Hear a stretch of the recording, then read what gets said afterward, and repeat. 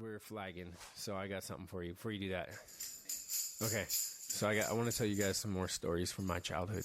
Okay. I think this is a good time to talk about these. This is like bonus material. Well, in San Diego, it would often be hot after school. So we had this whole thing where we'd come home, and in one of the houses we rented, it was the backyard had a small chain link fence that was connected to an elementary school, and there was a boys and girls club, where kids would hang out there after school. So when we'd leave junior high, and traditionally leaving junior high would involve like going to the ice cream truck that was like parked outside and getting half of us on one side and half of us on the other and doing the like heave ho, rock the thing like back and forth. And so the guy would stick his head out the thing and yell at us because like the chips were falling off the pegs and stuff. So we'd walk. After that, we'd just continue to go down the street. If kids were riding by on bikes, you'd throw like your bag, your tote bag down in front of them. So like they'd hit it like a speed bump or something, or conversely run if the high school kids were in the area or someone else that would be like looking to, torment you. It's just the typical, torment and be tormented. But then we'd get home and we found this perfect like middle ground where it was fun for everyone. And so we'd get this water balloon launcher and start shooting water balloons down into, it was called the bowl. It was basically just like, a natural amphitheater where you would eat your lunch, but kids would play soccer and stuff from the boys club or whatever. They just do something there. So they're out there, and then all of a sudden water balloons start raining down, and that was their call. Like, it's time to play. And then so they'd come up to the back of the fence and start throwing rocks and shit at us. So we had hoses and we'd spray them with those, and then we'd fill, grocery bags with water. Which you can get quite a bit of water, right? I'm sure more than a gallon in a plastic grocery sack. And we get those in your hand. It like a sling. And yeah, like David and Goliath maneuver. So they would come in our fence. They would jump the fence and come and do it. And like they loved it. Cause like if we weren't there, if we were inside, playing games or hanging out or something, you'd hear like rocks hitting the siding of the house, and that was our sign to go out there. And then, so we'd go chase them. And sometimes it was bad though. Like you'd hit them with one of those things and it would knock them down. Like, it would just knock them right off their feet. One of those big bags. So we did that forever. But then the water balloon launcher, we ended up having a whole lot of fun with that because we were able to take it. One of my friends, like, he had an apartment that was across the street from a McDonald's, and they had this enormous inflatable Ronald McDonald on their roof for a while. And the drive-thru was facing the street, and the Ronald McDonald was up above that. So we were able to shoot that with water balloons, trying to hit him in his bow sack, like above the people that are just driving through, getting their orders and stuff. And then like, the manager comes over across the street and he's like, "Why are you doing that?"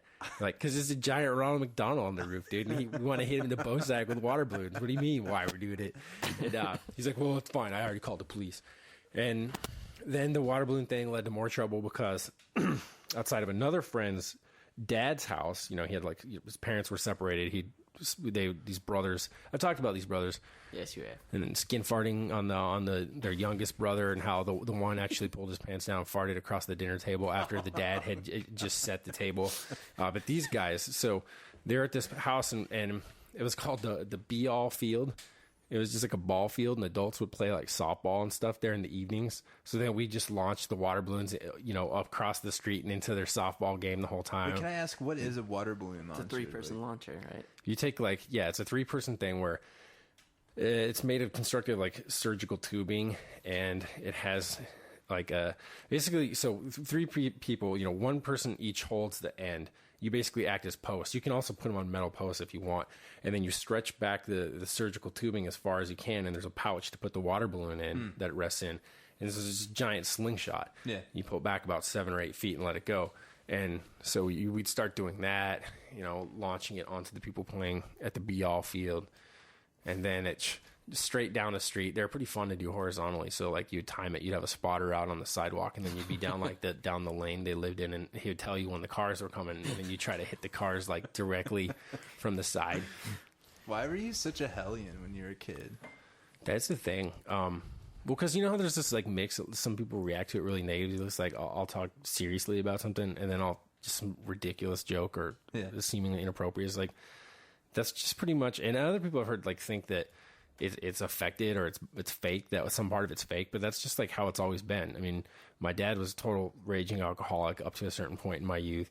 We'd move schools every 8 months or something because we were evicted from an apartment or an area, and he would be like cut off from the various liquor stores for having too much of a tab, so we'd move. And like that's the kind of thing where you have a couple options to like meet new friends all the time, and one of them is to do fucked up shit and to make them laugh.